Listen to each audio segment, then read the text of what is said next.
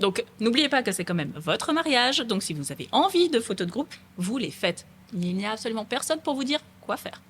À part moi. Non.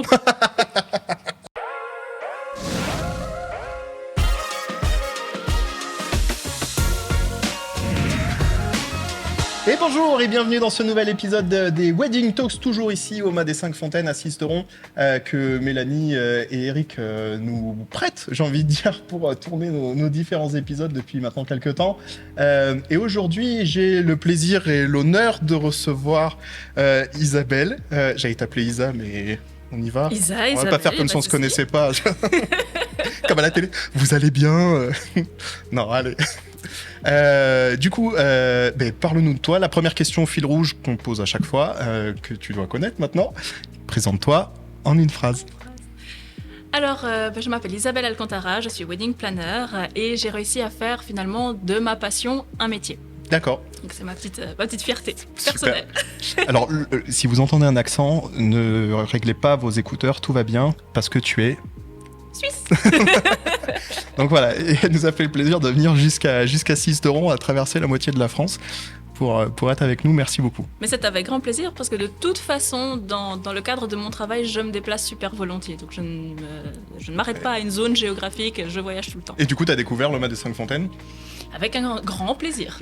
C'est chouette, hein. C'est super joli. Je te voyais pendant les interviews, je te voyais passer, je te voyais dans les coursives, c'est ça. Non, c'est un joli lieu, c'est magnifique ici, on est en plein milieu de la Provence et c'est vraiment sympa, quoi. C'est validé. Tout est fait, c'est validé. La wedding planner valide. Faudrait mettre un tampon. Du coup, on enchaîne avec les questions. Comment t'es arrivé à ce métier de wedding planner ? Qu'est-ce qui a fait que tu fais ce que tu fais aujourd'hui ? Je me suis réveillée un jour et je me suis dit, vas-y, je vais me lancer là-dedans. Alors, j'avais déjà mis un pied dans les mariages parce que ma première passion, c'est la danse orientale. D'accord. Alors, du coup, je suis danseuse et il était régulier qu'on m'invite sur des mariages pour que je puisse y danser. Et j'aimais quand même vachement bien l'ambiance et j'étais là.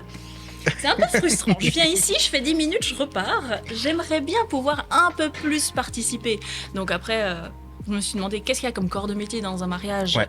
Traiteur, photographe, moi il a la technologie, on n'est pas copains. J'ai commencé un peu à chercher et finalement il y avait justement ce métier de wedding planner qui pour moi me correspondait bien, avec de l'organisation, de la déco. Moi c'est bon. Je suis je suis très créative. Donc c'était vraiment la partie qui me plaisait le plus. Donc je suis allée dans ce sens-là, j'ai fait des formations et j'ai décidé de me lancer du jour au lendemain finalement. D'accord. Et du coup, même maintenant, je fais un aparté parce que t'en as pas parlé, mais tu formes aussi maintenant. Exactement. T'as ta branche école ISA de wedding planner. Parle-nous juste de quelques minutes de ça et comment tu fais. Finalement, en fait, quand moi j'ai cherché mes formations, je trouvais qu'à chaque fois il leur manquait un petit quelque chose. J'ai fait 3 formations. Okay. Parce qu'à chaque fois, j'avais un peu ce syndrome de l'imposteur où je me disais, je suis pas prête. Ouais. J'ai fait 1 formation, 2 formations, 3 formations. Puis ok, maintenant c'est bon, je me sens prête, je peux y aller. Et du coup, j'ai pris des formations de plusieurs pays différents. D'accord. Pour essayer de justement avoir le max d'infos. Ouais. Et donc la formation que j'ai créée, c'est la formation qui me correspond et que j'aurais aimé avoir. D'accord. Finalement. Donc... C'est souvent ça en fait, c'est que t'as eu un petit manque et du coup tu t'es dit allez, je comble ce manque. D'ailleurs c'est comme ça qu'est né un peu aussi pour l'histoire les Wedding Talks. Rachid, t'es là avec moi. C'est comme ça qu'est né les Wedding Talks. On s'est dit pourquoi il y a que les blogs qui partagent les prestataires et qui présentent les prestataires. Donc voilà, on a essayé de remédier à notre petit niveau à ça. Et content que tu sois de cette partie. Qu'est-ce que tu proposes à tes clients en tant que wedding planner ? Quelles sont tes différentes offres en tout cas ? Qu'est-ce que on vient te chercher ? Pourquoi ? Et toi, jusqu'où tu vas dans la prestation ? Alors pour moi, vraiment, la prestation qui est la plus importante, c'est vraiment la présence le jour J. Donc vraiment aider le couple à ce que leur journée se passe de la manière la plus smooth possible et vraiment qu'il n'y ait pas d'imprévus qui vont pouvoir les contrarier, les stresser et surtout qu'ils restent à leur place de mariés. Ouais. Donc vraiment, ils ne s'occupent de rien, il y a quelqu'un qui agit en cas de besoin. Donc ça, c'est vraiment la prestation que je veux placer sur tous mes mariages, c'est la présence le jour J. Ouais. Après, pour ceux qui n'ont peut-être pas le budget pour, j'ai des petites offres où c'est plutôt des appels conseils qui durent 4-5 heures, où je vais justement... Ah oui, quand même. Une fois qu'ils vont qui vont m'expliquer leur projet, où est-ce qu'ils vont être, combien d'invités, etc. Je vais leur dire, ok, par rapport au lieu, faites attention à ça, par rapport à ce que vous avez choisi comme déco, faites attention au budget. Je vais vraiment en fait les aiguiller comme si j'allais travailler avec eux, sauf finalement ils vont prendre les informations et... Oui, les traiter à leur manière. T'es un peu chef de projet à distance de leur mariage. On va dire ça comme ça.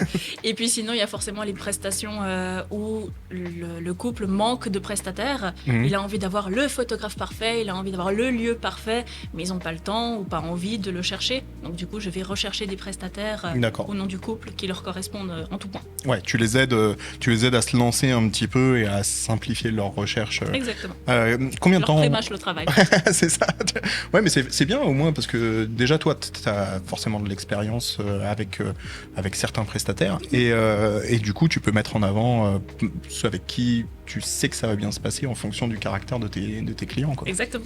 Du coup, toi, tu es basé en Suisse et j'imagine que tu travailles pas exclusivement que pour la Suisse. Tu pousses, dis-nous un peu jusqu'où tu travailles, quelles sont tes limites. Exactement, j'ai déjà traversé les frontières. L'année prochaine, j'en ai un qui va se passer en Italie. Cool. L'année passée, j'en ai déjà eu un à Santorin.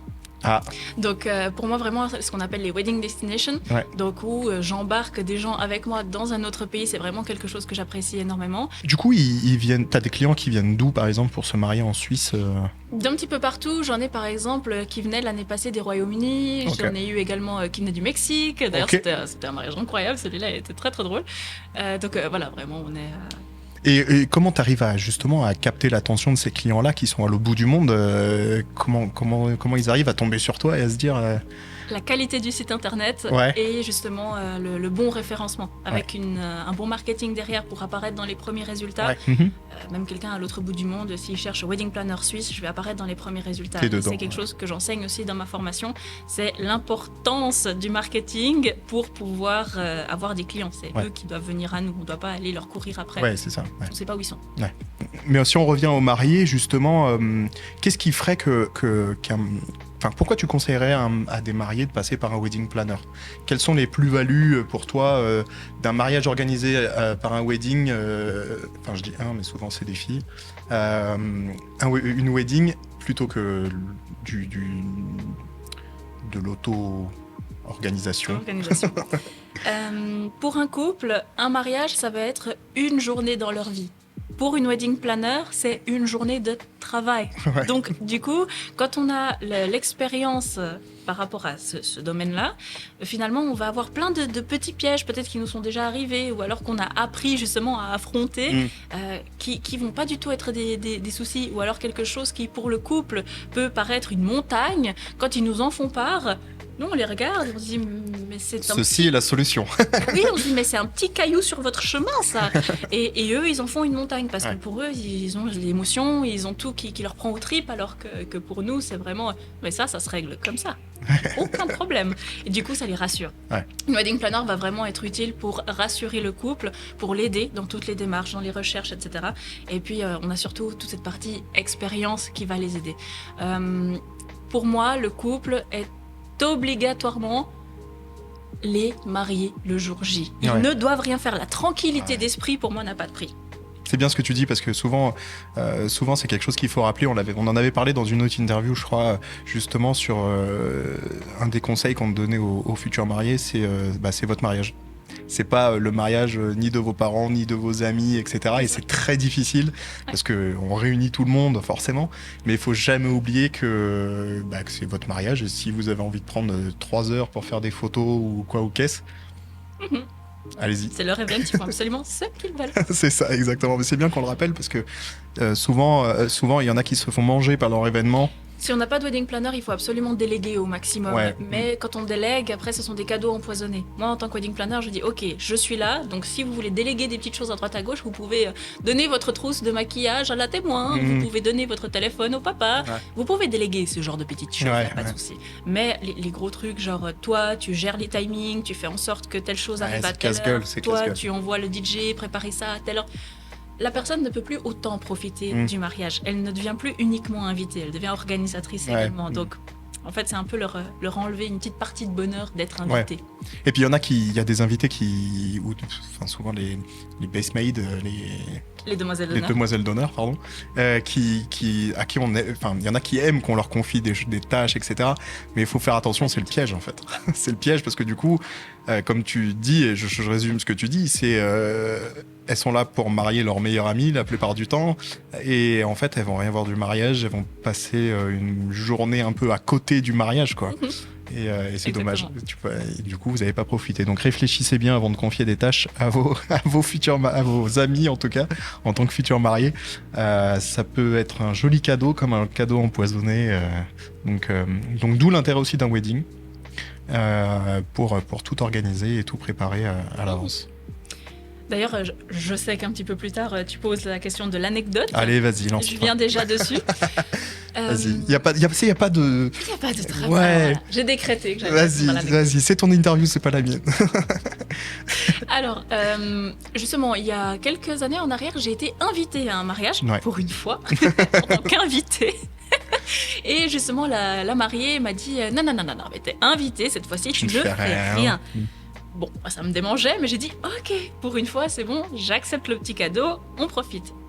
J'arrive le jour J, je connaissais le photographe, et au bout d'un moment, il arrive vers moi et il me dit j'arrive pas à photographier la mariée. Ah. Comment ça, t'arrives pas à photographier la mariée? Il me dit mais regarde-la. Sur toutes les photos, elle avait la bouche ouverte, elle avait les sourcils froncés, elle avait les bras qui partaient dans tous les sens. Parce qu'en fait, elle était la chef d'orchestre de son événement, qui n'avait pas été correctement ficelé avant. Donc le jour de son mariage, elle disait puis il est où tonton pour la photo? Mais rappelle tonton, puis maintenant il faut qu'on parte, on va tous aller chercher les voitures dans le garage, on a 10 minutes. Wow. Et moi je regardais ça, impuissante, parce que je connaissais rien de son programme, donc je ne pouvais absolument pas l'aider. Tu pouvais pas prendre une forme de lead dessus ou... Rien, je pouvais rien faire, je connaissais pas du tout le déroulé, je connaissais rien. Et du coup j'ai regardé ça vraiment impuissante. Ouais. Et je me suis dit, voilà, en toute beauté, à quoi on sert? Ouais. Et oui, c'est ça.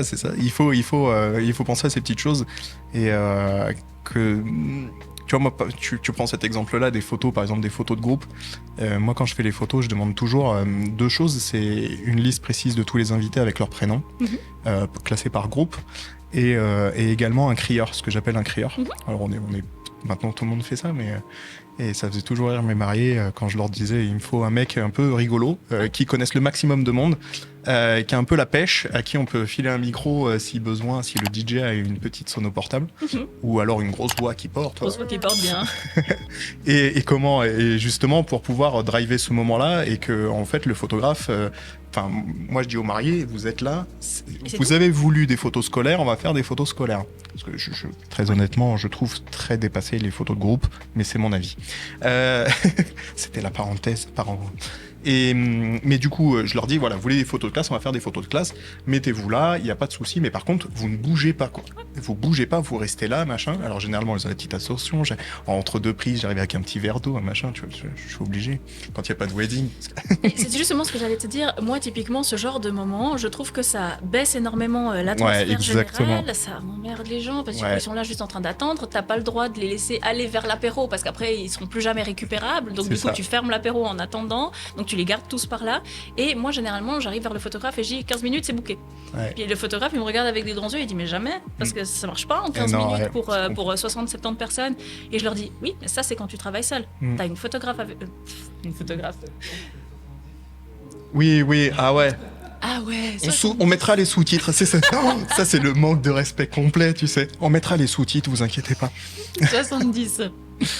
Donc ça c'est ton expérience sans wedding. Avec une wedding, moi avant j'ai les listes, quand je les ai vus arriver je leur ai donné des petits numéros de couleurs et avec des numéros dessus pour que j'ai typiquement à crier groupe 1 jaune. Ouais voilà. Ouais. Et après tout le monde sait. Ils sont là. Et ouais. Ça, c'est une bonne astuce. Bah, tu vois, normalement il y avait les tips après, mais du coup t'as donné un tips avant. Voilà, c'était cadeau. Bienvenue dans l'interview décousue de Isa. Non, c'est génial. Non, mais c'est top. Franchement, tu sais quoi, je vais me permettre de te piquer cette idée parce que c'est vraiment... C'est encore plus organisé en tout cas. Et voilà. Parce Merci. que là, ils n'ont pas d'excuses. Genre, ils ont un numéro, ils ont C'est une ça. couleur. Au Ouais. pire, ils ont encore leur nom. On s'en sort plus après. Ah, tu peux pas les prendre trop par la main non plus. Ouais, on peut pas trop leur mâcher. Mais s'il vous plaît, faites autre chose que des photos de groupe. Trouvez d'autres idées. Il y en a plein. Demandez à vos photographes. Je suis sûr qu'ils auront des idées sympas ou au wedding. Parce que c'est un peu plus moderne. Vous faites des beaux mariages avec des belles robes modernes, des belles coiffures, tout ce que vous voulez. Mais vous Donc, faites encore les n'oubliez photos pas que de c'est classe, quand même votre mariage, donc si vous avez envie de photos de groupe, quoi. Ouais, vous les faites. exactement. Il n'y a Donc, absolument n'oubliez personne pas pour que vous c'est dire quand même votre mariage, donc si Pardon. vous avez envie de photos de groupe, vous les faites. Il n'y a absolument personne Non, pour oui, vous il faut dire pas. quoi Voilà, faire. ça dépend ce que vous voulez. Mais Pardon. moi, ce que je veux dire Non. par là, c'est qu'il faut pas se sentir obligé. Non, oui, il faut pas. Voilà, ça dépend ce que vous voulez. Mais moi, ce que je veux dire par là, c'est qu'il faut pas se sentir obligé de faire pour faire. Exactement. Parce que ce que tu rappelles, c'est, enfin, le message sous-jacent à ça, c'est effectivement c'est votre mariage, mais n'ayez pas la pression de. Moi, je te raconte mon anecdote. Tiens, il y en a une. En plus, Rachid, ça va te faire plaisir. Tu la connais pas celle-là. J'ai fait un mariage où justement, j'avais demandé la liste des mariés et je dis, enfin, pardon, des groupes pour faire les photos. Donc déjà, on se met dans un endroit qui était très compliqué. Il y avait pas un nuage, les ombres. Enfin, c'était assez. Il y avait très peu de recul, etc. Et je leur ai demandé un crieur. Et j'ai pas vérifié qui était le crieur. Et en fait, le crieur, c'était chacune des mamans, en fait. Et ça, c'est l'enfer. Parce que... Attends, viens, tata machin et tout. Donc, elles font venir un tel, etc. Toi, tu regardes ta liste, t'avais 15 photos, tu te retrouves à faire 2h30 de photos de groupe. En plein cagnard, j'en pouvais plus, les mariés en pouvaient plus. Au final, c'est parti en photos individuelles de portraits de tout le monde. Et après, tes Interdit. clients, mais voilà, Interdit.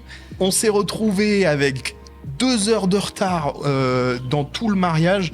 Et du coup, ils m'ont dit, mais comment ça se fait? J'ai fait, mais je vous ai dit que fallait se cantonner à la feuille. Tu sais, je leur ai fait un petit signe. Après, je vais pas dire à la maman, t'es gentille, Martine, mais tu te calmes avec les photos, quoi. Donc, ça peut pas vraiment passer par moi. Donc, Moi, je l'aurais fait. Ouais, En tant que wedding planner, Oui, parce on que- a justement ce Voilà, droit, c'est- cette position de dire stop, moi j'ai interdit le discours d'une maman en plein milieu de la soirée. Ouais. Parce qu'elle avait hésité toute la journée, elle n'avait pas osé le faire. On lance la soirée, première danse, grosse musique d'ambiance où tout le monde danse, pardon. Et elle arrive vers moi avec son petit papier en me disant je suis prête, j'aimerais faire le discours. Il est 11h30, les gens sont en train de danser, il y a Ouais. une ambiance de fou. Si je coupe maintenant toute la musique C'est pour vous terminé, faire parler, ça moi repart c'est plus. terminé, je Ouais. m'excuse, je refuse. Mais allez lui dire, ouais. attrapez votre fille dans un petit coin de la salle et allez le lui dire, mais pas au micro avec tout le monde. Eh ouais. Et en tant que wedding planner, on a ce droit. Attends, j'ai une idée pour ça et ça va plaire à Rachid. Dans ces cas-là, la maman, qu'est-ce qu'elle ferait la maman si elle avait un vidéaste à son mariage? Bah du coup, elle fait une petite vidéo à sa fille et puis elle lui... Eh ouais, tu vois, une petite vidéo sympa et puis elle a la surprise en plus le jour où elle fait la reveal parce qu'elle s'y attendra pas. Voilà, il y a toujours la petite solution Exactement. pour trouver. Mais ouais, cassez pas le rythme des mariages parce que et c'est bien que tu sois garante de ça. Enfin, en tant que wedding planner, d'être garant de ça parce que on voit souvent justement ces petites actions sorties du chapeau qui plombent tout, quoi. Mm. Par rapport à ton activité, quel est le périmètre de tes actions? Qu'est-ce que toi, le jour J, tu vas manipuler, faire? Alors, on a compris l'organisation de la trame de la journée, etc. Mais on sait que la wedding planner, elle est confrontée vraiment à tous les corps de métier, pour le coup. Toi, tu agis sur quoi? Alors, on va dire que je vais toucher à tout, mais en survolant le tout. Dans le sens que, en tant que wedding planner, moi, je m'auto-proclame chef d'orchestre. Ouais. Donc, du coup, je vais vraiment faire en sorte d'être le liant de la journée, en faisant en sorte que tous les prestataires et les corps de métier coordonnent correctement entre eux. Mais par exemple, le matin, si j'arrive sur le lieu pour préparer l'événement, je vais mettre en place la décoration qui m'aura déjà été livrée par les loueurs événementiels. C'est pas moi qui vais m'amuser à ramener, etc., le matériel. Je vais attendre que, par exemple, le fleuriste arrive pour aussi mettre les fleurs sur les tables, etc. Mais je ne vais pas créer les arrangements. Ouais, t'es pas fleuriste. Exactement. Et souvent, en tant que wedding planner, quand on essaie, par exemple, de se former ou quand on se dit, OK, une wedding planner, elle va tout me faire, non. Parce qu'être wedding planner, c'est être coordinatrice d'événements. Concrètement, même s'il y a des petites choses qu'on se dit, ouais, mais bon, créer la décoration ou faire l'arrangement floral, c'est pas sorcier. Ouais. C'est un corps de C'est un métier. métier. On n'aurait pas idée de se dire, ouais, la wedding planner, elle peut partir en cuisine faire les apéros. Donc pourquoi est-ce qu'elle Ouais, pourrait pourrait faire faire les fleurs. l'arrangement floral? Ouais. Il y a certains wedding planners qui ont C'est vrai. des doubles spécialités. Ouais. Oui, il est peut-être très à l'aise avec les arrangements floraux, ou alors peut-être qu'elle a un petit atelier chez elle avec lequel elle crée elle-même les panneaux de bienvenue, etc. Oui, Donc oui. elle peut avoir une certaine partie de décoration ou 2-3 petites décorations avec elle. Mais d'ordre général, on est vraiment une coordinatrice. C'est du planning. C'est du planning. C'est dans le nom, après tout. C'est ça. Donc le jour J, on va toucher à tout. Ouais. Moi, j'ai toujours une sacoche avec moi dans laquelle je vais avoir le marteau, etc. pour rafistoler les choses. Mais je ne vais pas les créer, ouais, voilà. T'es là juste pour c'est l'agence touriste en fait. T'arrives quand tout est fait, tu t'assures juste que tout est bien fait et qu'il n'y ait pas la petite virgule. Voilà. Exactement. Bon, j'arrive pas quand tout est fait, j'arrive Non, quand ça se oui, fait. voilà, Comme ça, pardon. je check en même temps. Ouais, c'est ça. Et après, voilà, tu peux donner des indications en fonction des corps de métier de chacun. C'est ça qui est intéressant aussi avec ce métier, c'est que tu dois connaître un peu tout le métier des univers. Parce qu'en mariage, on sait que, par exemple, c'est très rare que le maquilleur et le coiffeur voient le DJ, par exemple. Alors que, voilà, toi, tu vois tout le monde, tu as travaillé avec tout le monde, tu sais tout le monde comment chacun travaille, etc. Donc c'est hyper intéressant comme métier. Bon, pour la petite blague, il y a quelques années, je voulais être wedding planner, il y a 25 ans, on va dire. Donc c'est pour ça que c'est... On sent que tu t'y connais. Ah, j'aime beaucoup, j'adore ça. Puis alors, moi, le mariage, c'est ma vie, donc ouais. Moi, j'aime bien parler de tendance. Je sais que tu as connu Rachid par la vidéo parce que vous avez travaillé ensemble en Suisse. Justement, j'ai cette question pour toi. D'après toi, est-ce que les tendances à venir, on pourrait dire, est-ce que le vidéaste est le nouveau photographe pour les mariages ? J'ai envie de dire qu'on le prend de plus en plus sur les mariages, mais ça reste encore timide. Ouais. C'était ce que je lui disais d'ailleurs. Je lui disais, mais pourquoi t'es pas photographe ? Pourquoi tu es que vidéaste ? Parce qu'en tant que photographe, je peux te caler partout. Ouais. C'est vraiment dans les mœurs. Maintenant, on a besoin pour un mariage, on doit absolument avoir un lieu, absolument avoir un traiteur, absolument avoir un DJ, absolument avoir un photographe. Ouais, ça, c'est le pilier. Exactement, c'est le pilier. Après, t'as le maquillage, etc. Ouais. Mais concrètement, quand on se pense mariage, on se dit, ok, ces 4-là, j'en ai besoin. Et du coup, le vidéaste, n'en fait pas encore partie. Ouais. Donc, ça va vraiment être plutôt selon la personnalité du client qui va vouloir ou non immortaliser ça d'une manière différente. Ouais. J'aimerais bien t'entendre, Rachid, sur ça d'ailleurs. Qu'est-ce que toi t'en penses justement de la place du vidéaste aujourd'hui dans le mariage Je pense que ça va venir, ça va prendre du temps, mais le format vidéo prend de plus en plus déjà d'importance sur les réseaux sociaux ou tout simplement il prend de plus en plus d'importance déjà d'une manière globale. Ouais. Et du coup ça va venir, ça prend du temps, parce qu'un changement de mœurs, de mentalité, de culture, ça prend beaucoup de temps. Donc ça va venir, ça va prendre un peu de temps, mais ça va venir. Ouais, sinon, j'aurais jamais fait ce métier. Ouais, tu t'es lancé dans un truc de niche.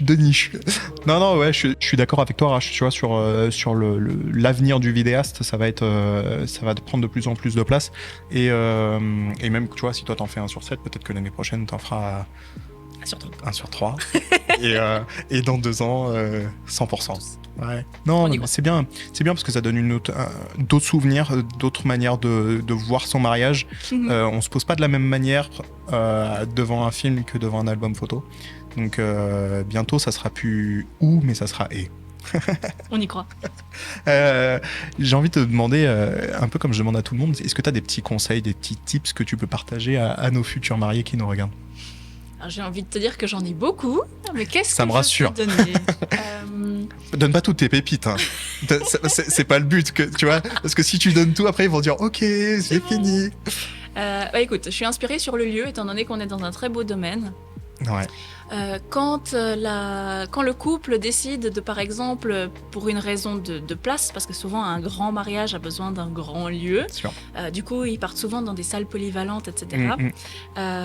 C'est pas forcément une bonne idée de partir dans les salles polyvalentes qu'il va entièrement falloir meubler, entièrement falloir décorer. Autant partir par exemple dans un restaurant ou dans un hôtel qui a déjà tout qui est inclus, où il y a que le repas à payer. On a l'impression qu'il est peut-être un peu plus cher, étant donné qu'un traiteur qu'on fait venir sur place coûte moins cher. Mais quand on réfléchit au prix de la chaise à l'unité, au prix de la table, de la nappe, des services, des décos, du verre, de la fourchette. On se rend compte que finalement, aller dans un restaurant où tout y est ou dans un hôtel, ça revient moins cher pour le couple au final. Ouais, c'est ça. Il faut pas se dire on fait la salle polyvalente parce pour gagner de l'argent. Ouais, des fois c'est pas la bonne idée. Ouais, c'est la fausse bonne idée. Super, merci beaucoup Isa pour notre échange. Avec plaisir. Merci encore une fois d'être venu jusqu'à Sisteron et puis en plus de ça qu'on ait pu te faire découvrir le mât des 5 fontaines. Ça se trouve qui sait, on te reverra par chez nous. J'y compte. sur un prochain wedding. Comment on fait pour te contacter? J'ai réseaux sociaux, ton site, t'en as parlé tout à l'heure. J'ai mon site internet, donc unmariagederev.ch, ça va, il est pas compliqué, il est facile à retenir. Ouais. Et puis là-dessus, j'ai un formulaire de contact, j'ai mon numéro de téléphone, j'ai même un petit bouton WhatsApp pour directement me contacter sur le téléphone. Parfait. Facile. Tout est prêt pour qu'on contacte Isa. Parfait, on vous met comme d'habitude toutes les informations en description de cette vidéo. Vous aurez juste à cliquer pour vous rendre sur le site de Isabelle. Nous, on se retrouve très bientôt pour un nouvel épisode. D'ici là, n'hésitez pas, comme d'habitude, vous connaissez la chanson, à liker la vidéo, un petit pouce bleu, parce que ça nous aide forcément dans le référencement de YouTube. Et bien sûr, de vous abonner si c'est pas encore fait. Et on se retrouve très bientôt avec un nouveau prestataire dans les Wedding Talks. Allez, à très bientôt. Ciao. Bye bye.